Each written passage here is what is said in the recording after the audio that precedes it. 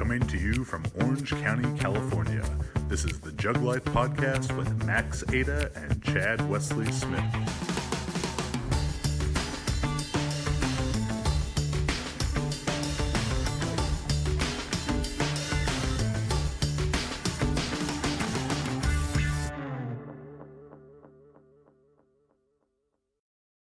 Hey everybody, what is up? Chad Wesley Smith here, another episode of the Jug Life Podcast. My guest today, Mr. Les Spellman. Les, how you doing, bud? Good, how are you? Good. Very good, very good. So Les is a speed coach, performance coach, Spellman Performance. Spellman Performance. All right.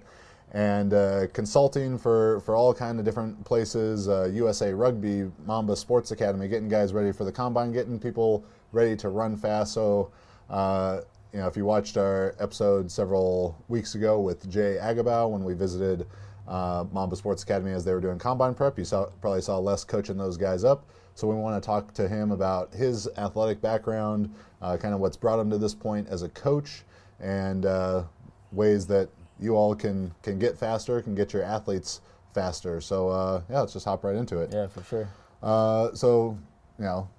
We've only met briefly, so this is as much for me to get to know you as all of them. But tell me a little bit about your athletic background. Yeah. Well, I mean, first, this whole experience is crazy. For all those listening, I grew up reading every single book you wrote, every single one. And the biggest thing for me was the simplicity of it. So coming up as a strength coach and speed coach, I didn't really understand periodization when I first started. So reading your books, I was able to understand when to periodize, how to put things first, how to organize your week. I'd read Charlie Francis, so I was looking into how to organize a week through the nervous system, and it was pretty cool just understanding that, and it gave me so much more knowledge than all these super scientific books because I couldn't relate to it. Well, that's the real reason I brought you on, was just to stroke my own ego about that. There's that. But my story is pretty unique. I grew up and I wasn't that great of an athlete, and it's funny when I tell people that. I tell my kids that I train, and they're like, "No, you were always good." I'm like, "No, dude, I was actually awful. I was super inflexible, weak. I was 5'5" in high school, and I wasn't very fast either. So, long story short, I realized college sports weren't going to be my thing, and so I thought. You grew up in San Diego? In DC. Okay. In DC. Yep. So 2007, my senior year, I ended up getting in a really bad car accident and break my femur. And the next day, after surgery, doctors came in and they're like, "Les, you might be able to walk again. You're gonna have a limp, but you'll never run. It's not even possible for you to run." And I was one of the first people to have this type of surgery in my femur, and they put the the metal rod in and the screw at the top and screw at the bottom and screwed it together. And I just looked at the X-rays man, I really want to run again. I became obsessed, and I was never a good runner. So for me, it was out of this world. And I remember this one story. My mom was sitting by the bed, and I was like, "Hey, Mom, I want to go to the Olympics." And she thought I was high on morphine. Anyway, long story short, I had basically you are high as a fucking kite right now. Exactly. So I took the time and I started reading. I started learning how to walk, and by walking, I started to figure out how my feet contact the ground, where my hips are, how my core stabilizes with each step, how important lateral stabilizers are. And I was okay, maybe this is the same principles for running. And started running just real slow. It took me 18 months to get to that point, and I was running I think the first time I ran was 90 minutes, and I went a couple miles. So it wasn't a lot. And every day I just started getting out there and running and figuring it out. And as I started getting faster in my running, I started to realize the patterns were the same. It was about stacking my hips, keeping my core tight, keeping my pelvis neutral, started to understand pelvic control before I even read anything about biomechanics. And, I had this crazy idea. Came home one day and I was you know what, I want to run track. And I told my mom, she's I don't know, we should go back to the doctor. So we go back to the doctor and doctor's look, you've broken both screws in your legs, and it's not going to feel well if you run. You could try it, but it's not going to feel well. Of course, I ignored him and ended up walking on to a Division I track team. And I ran track for 3 years in college, and then after college, I was all right, I thought I was going to get way faster. I had been lifting, I've been running, I've been doing all the drills, I've been stretching, I'm like, okay, cool. Like I've done all the parachute workouts, the stadium workouts. You guys, I don't know if you guys are young or not, but we used to wear ankle weights, and like we'd run with ankle weights. I was on the jump soles myself. Yeah, jump soles. Yes. So I got these big calves. So I tried everything. You do have some fucking huge calves. I do. It's probably the jump soles. If they still sell them, man, those are calf builders.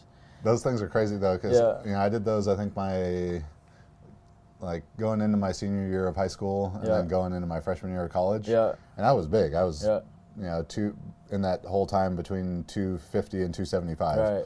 And thinking about what those workouts were like, they're like 500 contact, high intensity plyometrics. Yeah. I don't. Maybe I can make it one day. Yeah.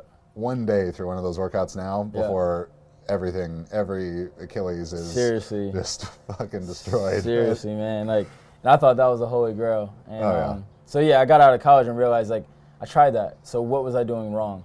And that's where I really started like my study of biomechanics and understanding the body, and starting to figure out like how alignment plays a certain tool and how strength plays a certain tool, and how everything I was doing was right, but maybe it wasn't organized correctly, or maybe it wasn't progressed correctly, or maybe it wasn't detailed enough to get me to the goal. And I read everything, every article I could find, every study I could find, and I'm still in that process. So this is like super humbling for me because I feel like I'm still on the way up and like understanding, and I've been lucky to have success, and I attributed that to like more communication and trying to figuring it out as I go, and realizing like 90% of the time I don't even have the full answer, but I'm gonna figure it out.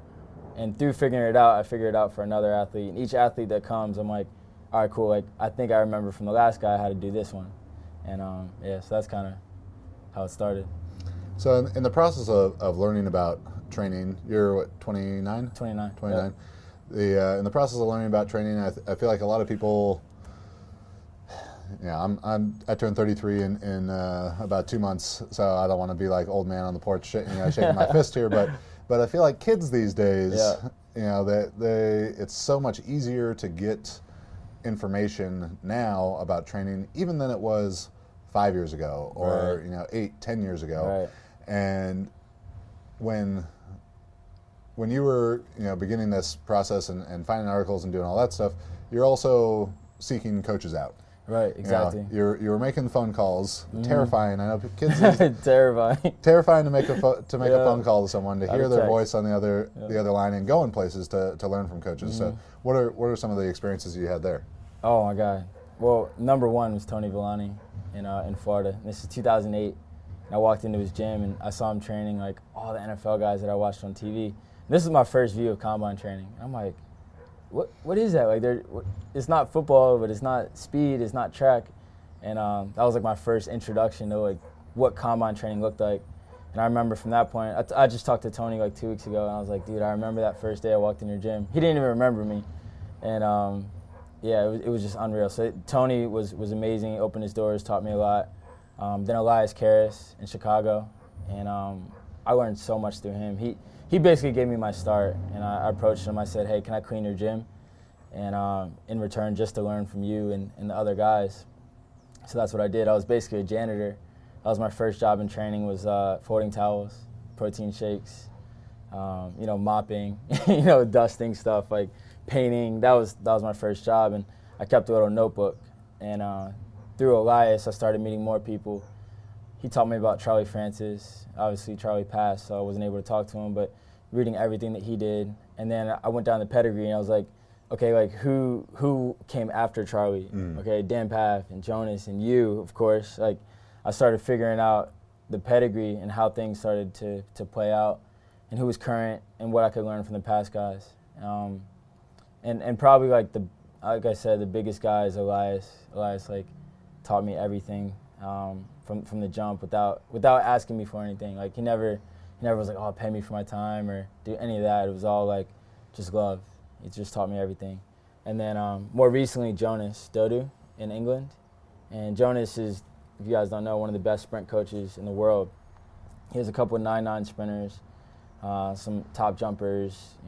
He's got some medalists. And I reached out to him probably in 2015, and I was like, hey, I'm a young black guy coming up. I feel like I don't know exactly what I'm doing, but I have USA Rugby and we're going to the Olympics. And he hit me right back. He's like, what do you need help with? And we basically figured out like how to structure, how much volume to put in things. I was struggling in the beginning with volume because I didn't want to do too much volume. I didn't want to do too little. So I got my coaching model really from Jonas and Dan Paff and those guys, so, and you. So, yeah. So you mentioned USA Rugby and going to the Olympics. How did that connection come about? Yeah, I was lucky. I was like a very average rugby player coming out of college. I tried rugby. I was like extremely average. You playing sevens or playing 15s? Playing sevens. And I'd happened to go to like a couple all-star camps, and at the time like I feel like not too many people were playing. So if you had some athleticism, you're gonna find your way into like some all-star teams or anything like that. And I went to the Olympic Training Center and I saw it and I was like, man, I want to be there. And started working my butt off and trying to get there. And in the process, I met some coaches that ended up being on the national team as staff. And they remember me as a player, and they remember that I was coaching on the side.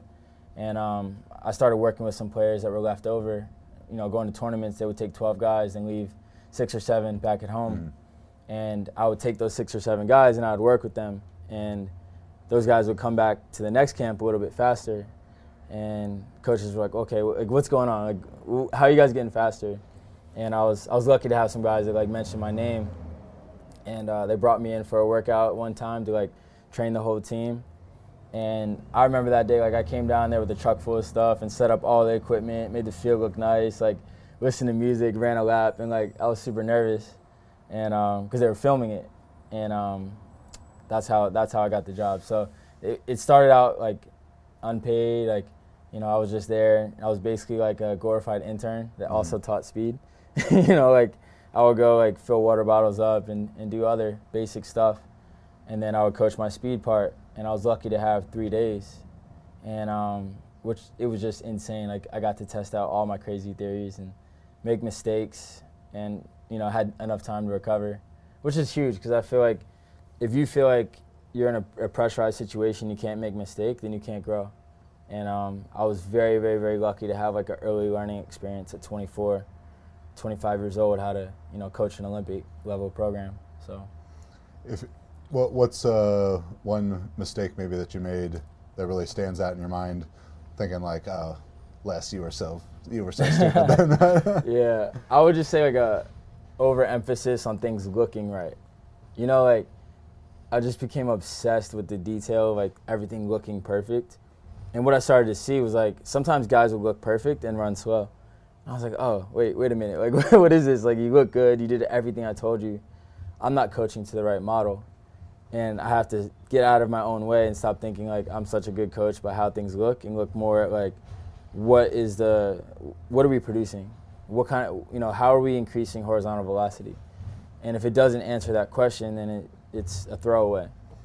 And so, you think some of that goes to the idea of like trying to coach everyone to the same model? Because this is something I see a lot in my background in the shot put discus, that there are some coaches who they try and make all their throwers throw the same way. Yeah. And some of them might throw really far that way, and some of them might not. And other people kind of, they coach instead of coaching the athlete to the system, they change the system for the athlete. Yeah.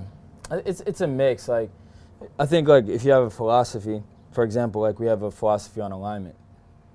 And there's an ideal alignment you would want to have, but there's intricacies between like athletes. Like, each athlete's different, so they might have a different femur length and different tibia length, or their hips sit different. So the way that they process the information that I tell them might be a completely different way. And if we're working towards that standard for a year and they're just not getting it, it's not them. It's like that's their cap there, and we got to move on. And it's about energy expenditure. Like I don't want to spend 4 hours trying to get your feet to go more neutral. Like if you're built like that, then you might be built like that. So I think the model is flexible, but there's definitely things within that model that are non-negotiable. Like we're always going to work towards it. My boy Quincy always said you can't go broke making a profit. So if you're working towards that thing, you can't be wrong. But if you're working away from it, obviously, then it's wrong. Yeah. So as we look at some of the work you've done, rugby, combine prep, football stuff, big, fairly significant differences there in like the energetic demands. Yep. You get these sevens rugby guys who gotta, they gotta have a big gas tank in there, and then you got combine prep guys and track stuff, and combine is just a glorified track meet, I guess. So as you look at balancing speed development and conditioning, the big word that is conditioning. You see that line getting blurred by coaches, or what is speed development? What is the distinction that coaches need to understand? Yeah, well, I mean, in rugby, there's no finish line. There's no like stopwatch on the field. It's like, oh, you're this fast. The measuring stick is really, can you beat a defender? So it's a lot different. But when I came into rugby, I think coaches thought I was like kind of like how other speed coaches were, where they looked at speed as a conditioning type thing, where they just ran through drills over and over and over again to get stronger. And the best way to get faster is a bunch of reps. And like, I mean, you will, especially in the high school market. But with these guys, it's like they're already doing 10,000 meters, running that week or more, like sometimes 30,000 meters in a week. So the more volume I put on them, the more injury risk they have, and the more likely I am to lose my job. So I had to kind of adapt my model to that, which is kind of the best thing, because when I looked at speed, I stopped thinking about speed as like how we look at strength. Like in strength, it makes sense. Like there's a linear progression you take, to getting stronger. In speed, it's more of it's like ballet, or it's like martial arts. Like you have to reach certain levels of alignment to progress to the next level. And in martial arts, you walk in there, they don't slap you a black belt, and they're like, all right, go fight that guy. They're like, no, go stand in the mirror and practice this stance. And when you get that stance, you move to the next stance. And when I started thinking about speed in that way, it kind of was fluid for any sport. So if I looked at rugby, I'm going to teach you the model, and then I'm going to look at your sport and figure out how that model can apply to your sport. And then I look at combine, and I'm like, how can I take my model and put it in combine? Now, and all that really changes is how you apply it. So whether your application is your 40-yard dash, or your application is like you being in a game and hitting 11 meters per second, that's your standard. They're different ideas, but they're the same kind of way to get there, and then we branch out after that. If you guys haven't heard about Rhone, you're really missing out. Rhone is a men's performance lifestyle and premium activewear brand that is engineered for unparalleled quality and comfort. They're an absolute necessity for guys on the go. Doesn't matter if you're training in the gym, jumping on international flights, they're a new go-to men's clothing brand. My favorites are the Swift tanks. Love to train in those. Also the Sequoia quarter zip. I can wear that out to dinner. I can wear it to the gym. They make something for everyone, for the modern man, regardless of occasion.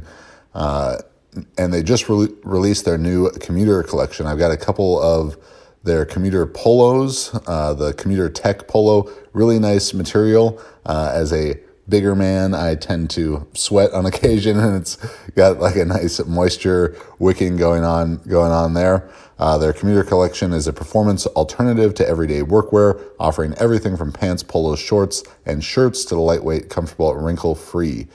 Commuter collection is good for all weather, anytime, from a weekday in the workplace or a weekend barbecue. So go check out rhone.com/juglife today and use promo code juglife to get 20% off your first purchase. That's Rhone, RHONE.com/juglife. Use juglife for 20% off. RHONE.com/juglife. Use the promo code juglife, 20% off. So this year at the Combine, you had a lot of guys do great, most notably Quinton Williams, 4.83 at 303 pounds, right? Yeah. Big man moving. Greedy Williams ran under 4.4. You had how many guys that you worked with this year run in the 4.3s? We had 5 4.3s. We had 10 guys sub 4.5. And so as you're looking at developing, that 40-yard dash speed technique, the whole package, if you had it your way, and I know there's maybe a lot of cooks in the kitchen sometimes, and you're dealing with position coaches and everything, but how would you be setting the week up for speed development when you have control of everything? I think the organization of the week is probably the most important thing. if I'm a terrible coach and I just organize things in the right ways, and that's what I learned from you, then I'm going to have some success. So I just go off principles. So for speed, what I look at, if I had like 100% control, I'm going to look at acceleration first. To me, that's the most important component. And then also nervous system wise, it's the longest, like you have the longest pushes, you have the longest nervous system activation in that. Would you draw any distinction there of acceleration being the most important for a team sport athlete or a field sport athlete compared to a track athlete? Yeah, I think in everything it's acceleration first. For me, and there's probably like other philosophies, so I'm not saying that's gospel, but in order to attain max velocity, that's kind of dependent on how well you accelerate. And especially in a team sport, when you're looking at, most athletes are sub-maximal, meaning like they're not hitting their max speeds their body's capable of in a game. It's about how you attain that max velocity. So I say like you get 80, a goal would be to get to 80% of your max velocity in 10 steps or, 40% in 3 steps. So like we kind of have KPIs based around that, but yeah, I would say really like the team sport is acceleration. Both are acceleration. Yeah. So we're going to prioritize acceleration in the week. That's going to be our Monday workout. Yeah, Monday. Yep. And then I would pair that with like a max strength. And this is probably my like obsession with studying Charlie Francis in the beginning. And I'm sure you could poke holes in it, but to me it's logical. Like long ground contact times and acceleration and long pushes and max strength. To me, they're the same nervous system demand, and I want to put those two things together. Now, some people would argue it's too much loading, it's too much volume, but if you saw our speed work, it's like it's light in comparison to what you would expect. So I think for people who especially haven't been around elite sprinters, Olympic level sprinters, once you get around that, and I remember the first time I was telling you with these warm weather training camps with UK Athletics, to see Dwayne Chambers, and it was Dwayne Chambers, Simeon Williamson, Mark Findlay, a bunch of guys running down in the low 10s, high 9s, and you see them do their acceleration or their max speed training, and it's like, all right, this guy just ran 50 meters, and then he sat around for 10 minutes. Yeah, exactly. And it's like, these guys are lazy as shit. Exactly. But when you can really go, when you can really run, it's such a huge output every time. Such a huge, neural input to the athlete. They can't do a lot. Right. Exactly. And that's like, I don't know, like people are like, oh, football is different, but to me it's the same. Your nervous system is the same, and the demand on it is the same. So 100%. Yep. Yeah, and I guess where the distinction would start to be created from, as you look at one sport compared to the other, is the lengths that they're running, and then probably more so in the aerobic work they're doing. Yep. And so we're working acceleration, max strength on Monday. It's going to be a tempo session on Tuesday. Yep. So like Tuesday, like if I'm doing combine, I'm looking at Tuesday, like I always have my tempo in mind, but what I do is I do like a tempo warm up. So the warm up is a little bit longer, they're jogging out a little bit longer, backpedaling. I like to add in like different, very shuffles, karaoke's, backward hip openers, and then I do hurdles.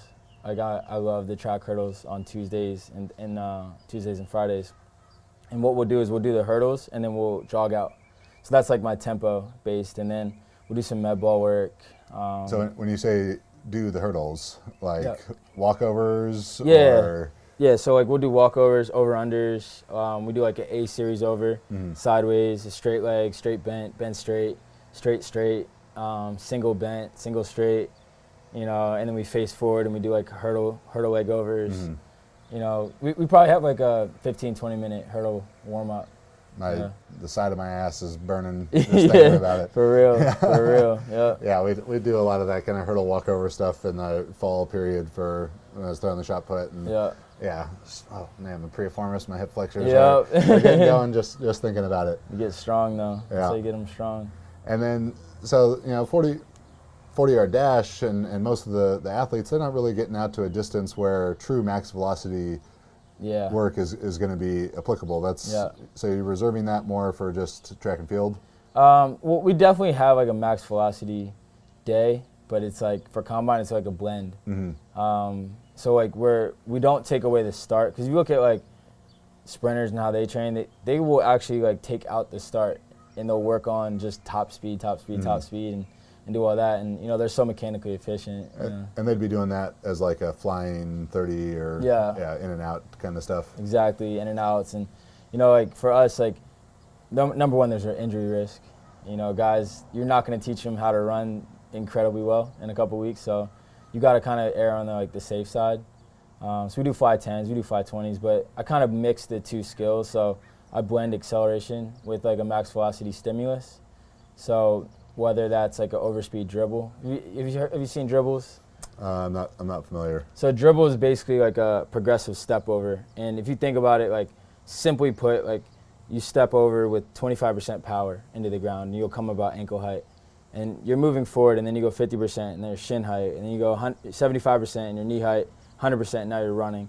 So it's like a progressive way to teach like a cyclical step over pattern. Okay. And so we'll do that with like an overspeed pull, but I don't believe in like running them overspeed. But we'll just do the drill where they're getting pulled a little bit faster. So they're getting pulled instead of 3 meters per second, they're moving 5 meters per second or 7, something like that. So for the folks watching at home, if they're not familiar with the term overspeed, explain that and then explain why you're having aversion to that. Yeah. So the overspeed is when you put a belt on and you have a bungee or a pulley and someone pulls you faster. So like let's say you run naturally 10 meters per second, they're going to pull you 12. What I've seen, and I've seen it done successfully a lot of times, but a lot of times I've seen it unsuccessfully because you're getting pulled faster. So the number one thing that happens is your body creates a natural braking force. And they slam the foot in front of the other foot and it hits the heel and they brake for a second. And then their body crosses over and they go to their next step. And that's like my biggest pet peeve with it is like you contact too far away from the body. When you do an overspeed dribble, it's controlled. So, and when you're talking about too far from the body, that their lead leg is landing out in front of their base of support too much. Exactly, yeah. And that's going to be where pulled hamstrings tend to happen. Right, exactly. But with the dribble, it's controlled because the whole goal of the drill is to step under the hip. So you just get pulled a little bit faster, but not too fast under the hip. And then you mentioned the times you've seen it work successfully. Correct me if I'm wrong here, but I'm guessing you're seeing that work with very high-level track sprinters because they have the most stable technique. Exactly. You get a sophomore in high school, linebacker, and he's been going to his speed and agility quickness coach for the last 2 months, and like, all right, let's hook this kid up to a harness, and he's got all kind of fucked up technique to begin with, and then you just fuck it up more. Exactly. With that, Exactly. Yeah. And that's a scary thing, and that's with a guy in combine, like you're a good coach if they get through the combine healthy. You know what I mean? I don't care what anyone says. Like if you can get them healthy to the end, you're good. So I don't like to take a lot of risk with that. Yeah.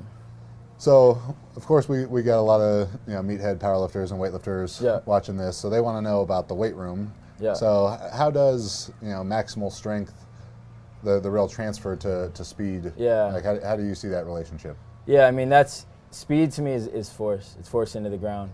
And the stronger an athlete is per percentage body weight, some mass-specific force, like you hear a lot of people talk about that. And it's really like, to me, I explain it to kids, like if you weigh 100 pounds and you can move 200, then you got decent strength to run fast. Like you got decent strength. So I know a lot of people have played around with numbers and they found a magic 3.75 number, 3.5. Like to me, like we just work towards the standard. So we want to get you stronger, but I'm not looking to like make a massive, jump in your max strength because I don't have enough time to unload you and keep you healthy. So for max strength, we usually do trap bar deadlifts. There's a less variance in technique, So like if I have athletes squat and they went to 50 different schools, they're gonna have 50 different techniques and coaching points, and I don't want to go in there and psychologically mess the kid up because, I'm not a strength coach first. Like that's not what I went into it, and I was like, I want to be a strength coach. So I kind of look at specialists to kind of figure that out. So trap bar deadlift for me has been the easiest transfer for max strength. I think you find a lot of times too with, especially as you get to high level athletes, guys who have a really good body, who are going to play in the NFL, who have that kind of body type, long legs, short torso relative, like it's a bad body to squat. Yeah, yeah. So, and I For think real. that's where people get kind of confused and start to conflate these ideas of a really high correlation between squatting strength and sprinting speed. Is the person who's built to squat really well is not built to run really fast. Yeah, yeah. And trying to kind of put this square peg into a round hole of the person who's got this great body to sprint and can get a ton of stimulus from sprinting and jumping, but trying to now I'm going to make you a weightlifter, I'm going to make you a powerlifter, is a tough road that I see too many coaches go down, because it's a very simple thing to chase that number, and if you got to report that to parents or head coach or whoever it is and tell them, well, Jimmy used to squat this much and now he does this much, so like it's very easy for them to understand an improvement there. But like the point of diminishing returns on that stuff is much lower than a lot of strength coaches would like to think that it is. Yeah, no, 100%. And then just hearing that perspective kind of makes me feel better, because like the way you put it just makes sense, and that's kind of like our philosophy on it. So we would do like speed squats or band squats, things like that on our max velocity days. And the reason being, like, we're moving the bar fast with velocity. That's what we're doing on the track or on the field, so it pairs well. And that's when we would squat. So we're doing pin squats. We might do toe box squat. We might do reverse band squats.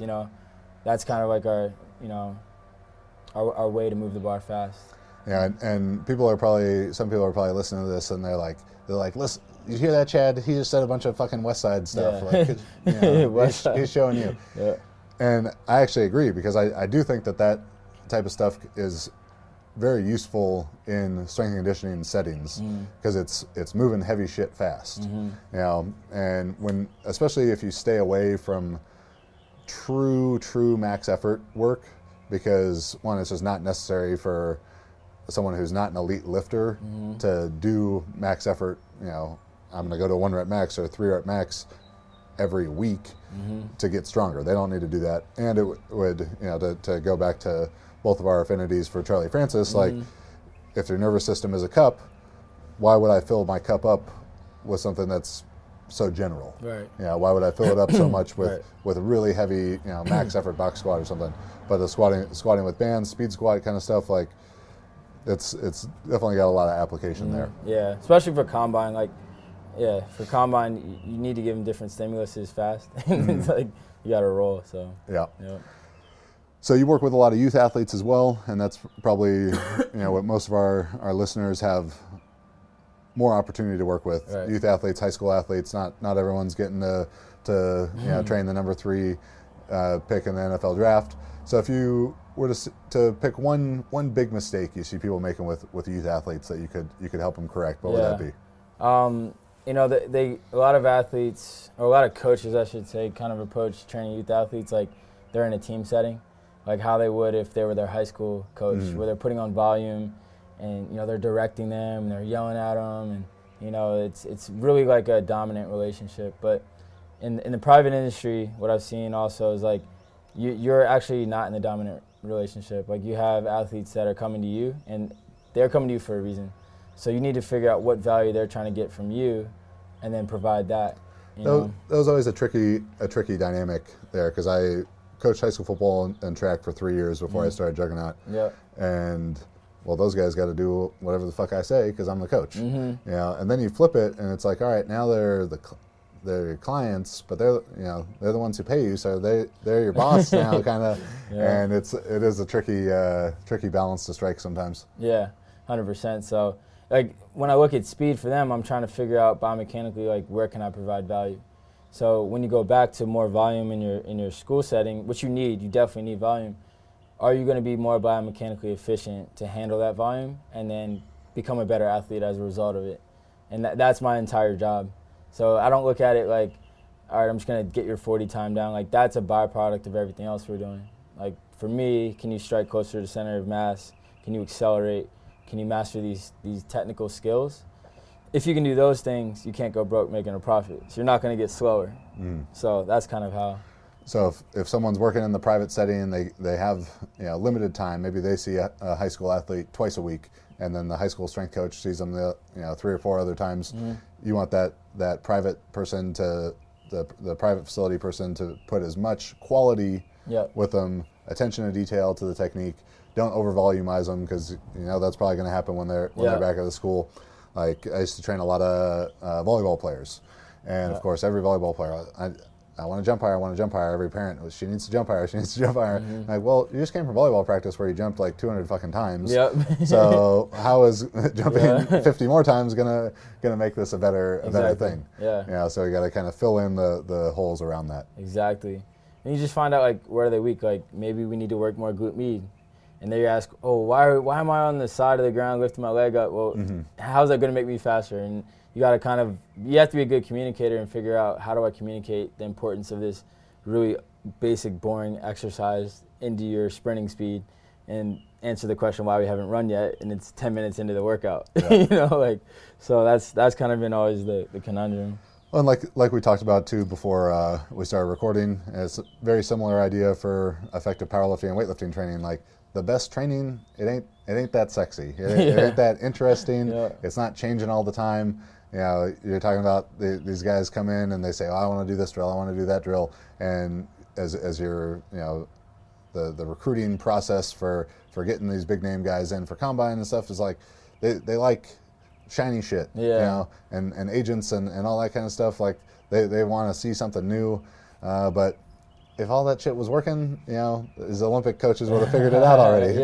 Exactly. So it's a lot of the basics, doing sprinting with good technique, maybe a little bit of sled work here, run some hills, get strong, jump, throw some medicine balls. That's it. And teach them to accelerate. Like, you spend all your time with that, and you can do a lot. You can definitely do a lot. So, following with you on social media, been seeing a lot about this 20 hill challenge. I know that's something that's real important to you. So tell me how that came about and what it is. I mean, I think we just live in a crazy time where, like, I mean, back when you were a kid, nobody was posting their workouts anywhere. Nobody could express themselves in that way. Like, you couldn't go on to some site and show people your workouts. Nobody cared if you worked out. If you worked out, it was on your own time, and it was like in a dark, dusty gym. And nowadays, it's become this really popular, cool, like, awesome thing which is amazing, where people are popularizing actually working out, doing ladders, doing whatever people are doing, they're doing something, which is cool. So what I started to see was, like, number one, everything's kind of going in the trend where it's getting gimmicky. So I started running hills, and while I was running hills, I was like, I'm thinking a lot just about, like, suffering while I'm running hills, and I'm thinking about how blessed and grateful I am for everything that I'm doing. And my first 5 hills, I would just think about everything I'm grateful for, and the next 5 hills, I would think about everybody I'm grateful for.